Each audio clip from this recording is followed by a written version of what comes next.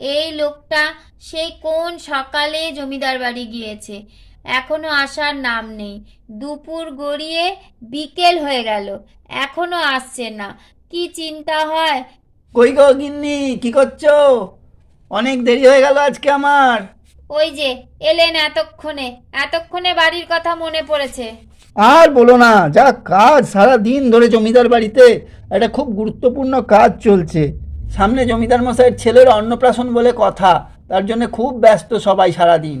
হ্যাঁ, সেটা ঠিক আছে, কিন্তু সেটা তো তুমি আমাকে একবার বলে যাবে যে আজকে দেরি হবে আসতে। আরে কি করে বলবো, কি করে বুঝবো বলো যে এত দেরি হবে? যাওয়ার পর তো এক গাদা কাজের দায়িত্ব দিলেন জমিদার মশাই, তো কাজগুলো না করে তো আমি চলে আসতে পারি না। ভাবলাম একবার সোনাকে দিয়ে খবরটা দিই, কিন্তু ওকে তো পেলামই না, সারাদিনে টিকিই দেখতে পেলাম না।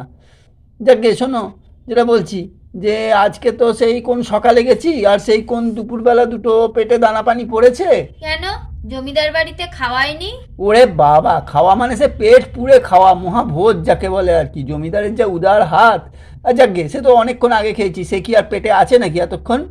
এক কাজ করো, যেটা বলছিলাম, যে তুমি চট করে দুটো ভাত বসিয়ে দাও, কারণ রাত্রিরে আমি তাড়াতাড়ি খেয়ে শুয়ে পড়বো।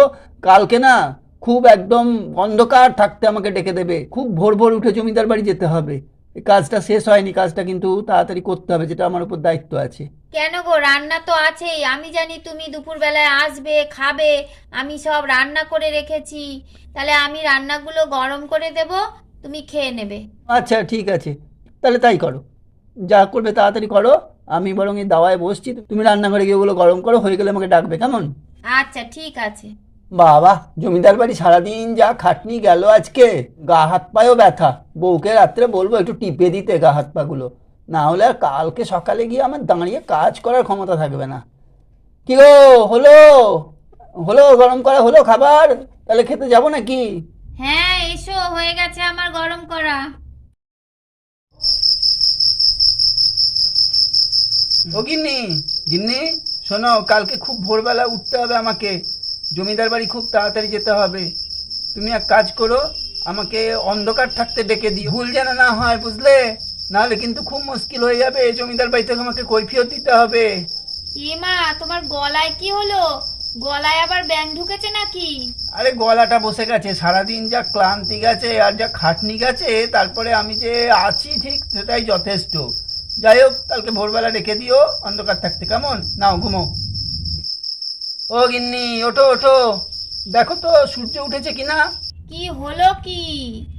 আরে চারিদিক তো অন্ধকার, কি করে বুঝবো সূর্য উঠেছে কিনা? চারিদিক অন্ধকার তো কি হয়েছে, তুমি এক কাজ করো, ওই লম্ফটা জেলে নিয়ে দেখো সূর্য উঠেছে কিনা। বাইরে অন্ধকার তো কি হয়েছে। লম্ফ আমি কি করে দেখবো? এই অন্ধকারে কোথায় লম্ফ রেখেছি এখন কি আমার মনে আছে? খুঁজবো কি করে? আচ্ছা থাক, ওই দেখো বিছানায় তোমার পাশে টর্চটা রাখা আছে, বাইরে বেরিয়ে টর্চটা জেলে দেখো সূর্য উঠেছে কিনা, তাহলেই তো হয়ে গেল। সূর্যের দিকে টর্চটা মারো, তাহলেই দেখতে পাবে সূর্য উঠেছে কিনা। যাই দেখে আসি টর্চ জেলে সূর্য উঠেছে কিনা।